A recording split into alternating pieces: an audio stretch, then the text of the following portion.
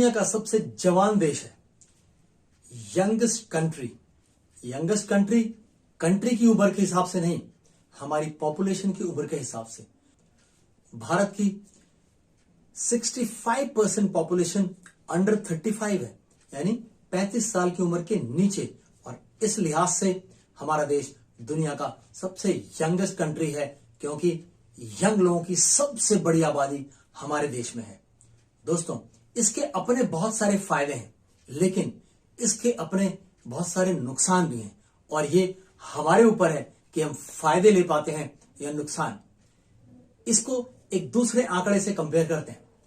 हमारे देश में जो स्पेक्टिकल्स का मार्केट है, चश्मे का, पढ़ने वाले चश्मे, दूर देखने वाले चश्मे, स्पेक्टिकल्स का मार्केट 10 बिलियन US डॉलर्स का है, और यह मार्केट 10% की रफ्तार से लगातार बढ़ रहा है, और अभी अगले 10 सालों तक इसी रफ्तार से बढ़ता रहेगा, जिसका नतीजा आप मार्केट में देख रहे हैं।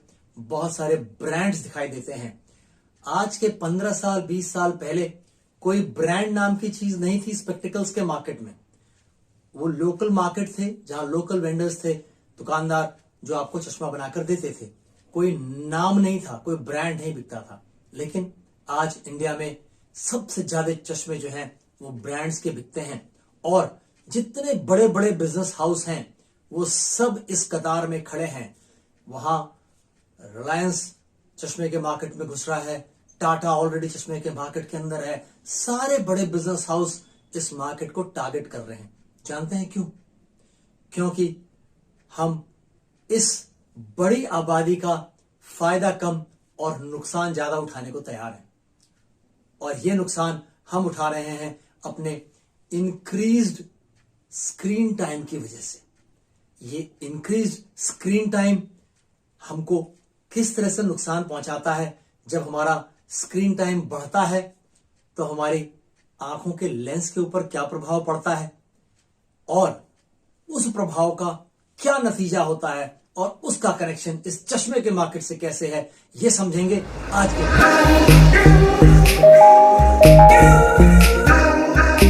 नमस्कार दोस्तों, मैं हूं न्यूट्रिशन गुरु संजीव पांडे, और आपका बहुत स्वागत है हेल्थ खजाना में। दोस्तों, ये जो इंक्रीज्ड स्क्रीन टाइम है, बहुत देर देर तक स्क्रीन्स में देखते रहना, फिर वो चाहे मोबाइल फोन का स्क्रीन हो, या लैपटॉप का स्क्रीन हो, या डेस्कटॉप का स्क्रीन हो, या टीवी का स्क्रीन ही क्यों ना हो, लंबे लंबे घंटों तक इन स्क्रीन्स में लगातार देखने के दुष्परिणाम जो हैं, उनसे सीधा कनेक्शन है मायोपिया का। मायोपिया यानी जिसके दूसरे तीसरे नाम जो हैं वो शॉर्ट साइटेडनेस भी है, नियर साइटेडनेस भी कहा जाता है, यानी कि दूर देखने में दिक्कत होना। जब आपको दूर का देखने के लिए चश्मा लगाना पड़ता है, उसी को मायोपिया कहते हैं। दोस्तों, इस स्क्रीन टाइम का मायोपिया से कैसे कनेक्शन है, इसी को समझेंगे, और समझ में आ जाए तो हम अपने आप को इससे बचाने की कोशिश करेंगे। ये सब कुछ मेरे लिए भी लागू होता है और आपके लिए भी। आपको अपनी आईज को कैसे प्रोटेक्ट करना है, इस पे हम बात करेंगे। मैं अभी तक चश्मा नहीं लगाता। दोस्तों, इस उम्र तक भी अगर आप अपने को बिना चश्मे के रख पाए तो बड़ा अचीवमेंट होगा आपके लिए। अभी रिसेंटली एक ऑप्टिशियन मित्र है मेरे, उनसे मुलाकात हुई।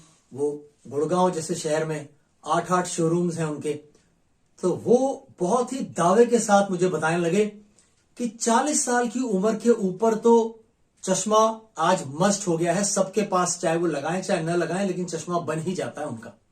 और वो मेरे से पूछने लगे कि आपका जो चश्मा बना है उसको आप लगाते नहीं? मैंने कहा अभी तक तो बनाने की नौबत नहीं आई है, जब बनेगा तो लगाएंगे भी। दोस्तों, हम अपने इस इंक्रीज्ड स्क्रीन टाइम के बारे में अगर बहुत अवेयर हो जाएं तो हम इससे बच सकते हैं।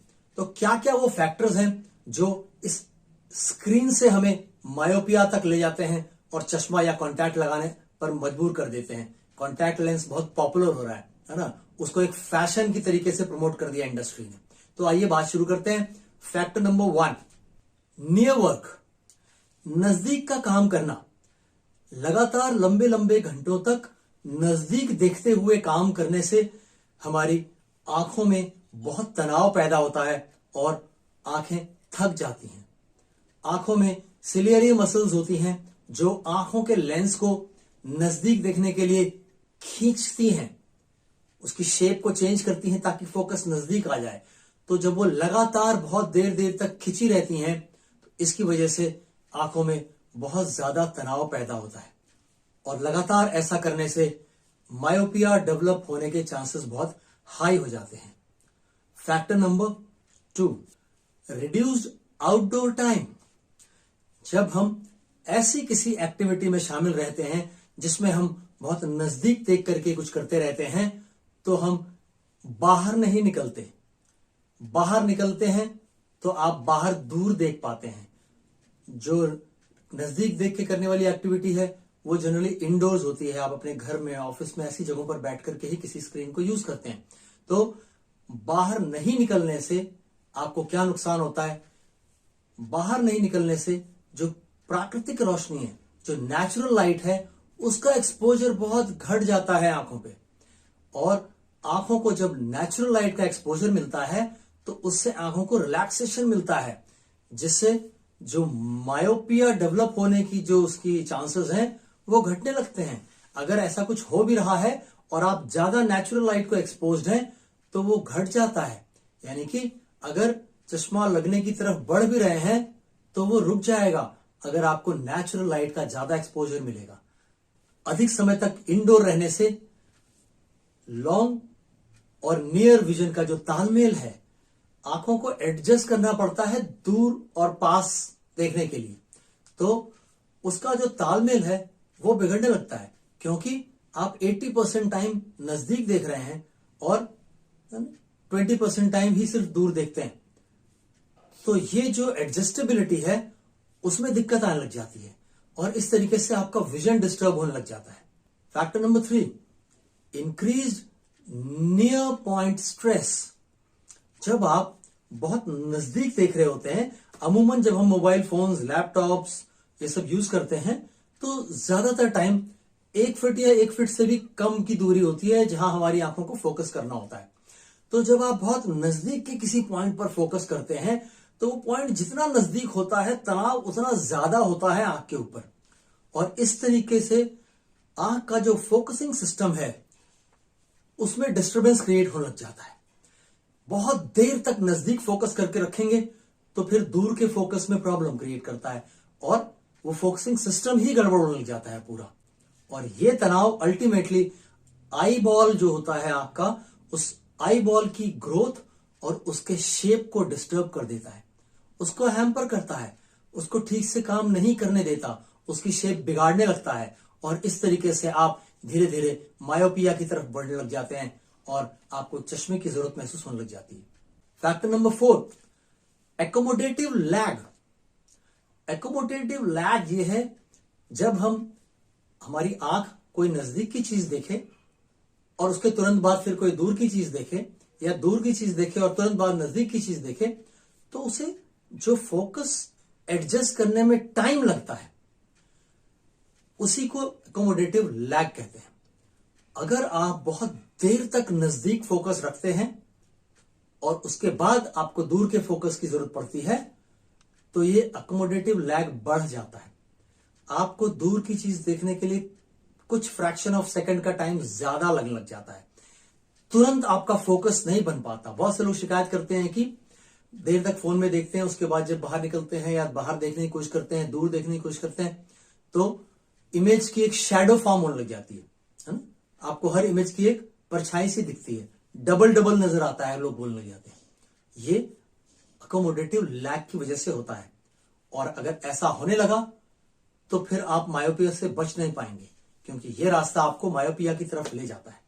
Factor number 5, blink rate and tear film stability. आप जब देर तक किसी स्क्रीन पर फोकस करते हैं नजदीक तो आपका जो पलक झपकने का रेट है वो गिर जाता है, आपका पलक झपकना कम हो जाता है, तो ब्लिंक रेट में कमी आने लगती है। और जब ब्लिंक रेट में कमी आती है तो ब्लिंक से क्या होता है, जब आप पलक झपकते हैं तो आंखों के अंदर जो आंसू होते हैं वो उस पलक के झपकने से आंख पर फैल जाते हैं जिसकी वजह से आंखें गीली रह पाती हैं। लेकिन जब आपका ब्लिंक रेट गिरने लग जाता है नियर फोकस की वजह से, लंबे लंबे समय तक स्क्रीन में देखने की वजह से, तो वो जो टीयर वाली फिल्म है, जो आंसू की फिल्म है, उसकी स्टेबिलिटी भी लूज हो जाती है और इसका रिजल्ट होता है ड्राई आईज। इसे मेडिकल इंडस्ट्री की भाषा में ड्राई आई सिम्टम कहते हैं, आंखों का सूखना। और जब आंखें सूखने लगती हैं तो आपका जो विजन है, जो दृष्टि है, वो बाधित होने लगती है, वो ब्लर होने लगती है, आपको हेजी पिक्चर दिखती है और ये आपको धीरे धीरे मायोपिया की तरफ ले जाती है। Factor number 6, blue light exposure. ये सभी स्क्रीन्स ब्लू लाइट एमिट करते हैं और ये ब्लू लाइट बहुत लो फ्रीक्वेंसी की होती है, जिसकी वजह से इसमें जो एनर्जी है वो बहुत हाई होती है और ये आपके रेटिना को पेनिट्रेट करके चली जाती है। इसकी वजह से जो पिक्चर फॉर्म होती है आंख में, वो रेटिना के बीचों बीच फॉर्म होने की बजाय थोड़ा सा आगे फॉर्म होती है। आइए इस पॉइंट पर यह भी समझ लेते हैं कि ये मायोपिया में क्या हो जाता है आपकी आंख के अंदर। आंख के अंदर क्या होता है कि जो बाहर से लाइट आती है, कोई चीज हम देख रहे हैं तो जो उसकी लाइट आंखों के अंदर जाती है तो वो आंखों के अंदर जाकर के एक पॉइंट पे कन्वर्ज होकर के पिक्चर फॉर्म करती है। वो पिक्चर आपके रेटिना के बीचों बीच फॉर्म होनी चाहिए, जो कि नॉर्मल कंडीशंस में होता है। लेकिन जब हम लगातार बहुत देर देर तक स्क्रीन्स में देख रहे होते हैं, जो ब्लू लाइट एमिटिंग स्क्रीन्स हैं, तो नजदीक देखने के लिए आंख को अपने लेंस को थोड़ा दबाना पड़ता है। वो ऐसे हो जाता है, जब दबता है तब जाकर के वो पिक्चर दूसरी जगह फॉर्म होती है ताकि आप उसको देख पाए। लेकिन जब वो देर देर तक ऐसे रहता है तो बाद में जब आप बाहर देखने की कोशिश करते हैं तो वो वापस अपनी जगह आ नहीं पाता। इसकी वजह से जो पिक्चर है वो उसके सामने बीचों बीच पड़ने के बजाय थोड़ा पहले ही बन जाती है और उसी को करेक्ट करने के लिए बाद में आपको एक चश्मा लगाना पड़ता है। ये ब्लू लाइट इन स्क्रीन से जो आती है वो हमारी बॉडी का सर्कैडियन रिदम बिगाड़ देती है। वो रिदम जो हमारी बॉडी को, हमारे ब्रेन को ये इंफॉर्मेशन देता है कि अब रात हो गई है, सोने का वक्त है, अब दिन हो गया है, जगने का वक्त है। ये ब्लू लाइट आपकी बॉडी का ये सिस्टम बिगाड़ देती है। वो जो बॉडी क्लॉक है उसे समझ में नहीं आता कि अब सोने का वक्त है या जगने का वक्त है। स्पेशली जब आप रात को देर देर तक इस स्क्रीन में देखते रहते हैं तो बहुत से लोगों की शिकायत होती है कि वो नींद नहीं आती है और वो कहते हैं कि नींद नहीं आ रही थी इसलिए फोन में देखने लग गए। नींद नहीं आ रही थी इसलिए फोन में नहीं देखने लग गए, फोन में बहुत देर तक देख रहे थे इसलिए नींद नहीं आ रही आपको, क्योंकि ब्रेन को मैसेज चला गया है कि ये तो रात नहीं है, सोने का टाइम नहीं है, ये जगने का टाइम है, तो फिर आपको नींद नहीं आती। As per international journal of ophthalmology, ये जो शॉर्ट वेवलेंथ की ब्लू लाइट होती है ये सबसे ज्यादा हानिकारक होती है हमारी आंखों के लिए। Factor number 7, increased axial length. इसमें क्या होता है, जब आप नजदीक बहुत देर तक देख रहे होते हैं और आपकी आंख, आपका आई बॉल लेंस को दबा करके थोड़ा लंबा कर देता है ना, उसकी गोलाई कम करता है ताकि नजदीक देख पाए आप। तो जब वो इस सिचुएशन, इस पोजीशन में बहुत देर देर तक रहता है तो धीरे धीरे धीरे धीरे over a period of time धीरे धीरे क्या होता है कि वो जो उसका एक्सिस है वो थोड़ा लेंदन हो जाता है, यानी कि जो उसको वापस छूटने पर वापस अपनी जगह आ जाना चाहिए था वैसा नहीं हो पाता, उसकी लंबाई थोड़ा सा बढ़ जाती है, उसके एक्सिस की लेंथ थोड़ा इंक्रीज हो जाती है और ये सिचुएशन मायोपिया को न्योता दे देती है, जिसमें आपकी आंख में रिफ्लेक्टिव एरर पैदा हो जाता है। वो रिफ्लेक्शन जहां पड़ना चाहिए वो सही जगह पे न पड़ के उसको थोड़ा सा एरर आ जाता है और इसी एरर को ठीक करने के लिए सारे बड़े बड़े बिजनेस हाउसेस आपके लिए चश्मे बनाने को तैयार है। उनको पता है कि एक इतनी बड़ी पॉपुलेशन इस जाल में फंसने को तैयार है, खुद ब खुद अपनी आंखों में रिफ्लेक्टिव एरर पैदा कर रही है और आज नहीं तो कल हमारी दुकान पे आएंगे ही। दोस्तों, टाइम है टेक्नोलॉजी को बहुत इंटेलिजेंटली यूज करने का। आपको अपना नियम कानून खुद ही बनाना पड़ेगा। आपको अपने आप को बहुत रिस्ट्रिक्ट करना पड़ेगा। स्क्रीन्स को अपने फायदे के लिए इस्तेमाल करिए, नुकसान के लिए नहीं। राइट? आप अपने फोन्स में देख सकते हैं कि आपका स्क्रीन टाइम क्या है, कितनी देर तक आपका स्क्रीन ऑन रहता है, और खुद को चेक कर सकते हैं। ज्यादातर लोग जिनसे मैंने बात की और जानने की कोशिश की कि उनका कितना स्क्रीन टाइम है, उनको ठीक ठीक कोई आइडिया नहीं था। जिनको लगता था कि वो 3 घंटे 4 घंटे फोन के ऊपर रहते होंगे, वो लोग 7-7 8-8 घंटे फोन पे थे जब उनका स्क्रीन टाइम चेक किया गया। तो दोस्तों, शरीर अपना है, अपने को ख्याल रखना है। तो उम्मीद करता हूं आप अपना ख्याल खूब अच्छी तरह से रखेंगे और मेरे से आंखों में आंखें डालकर बात कर सकेंगे बिना बीच में चश्मा लाए।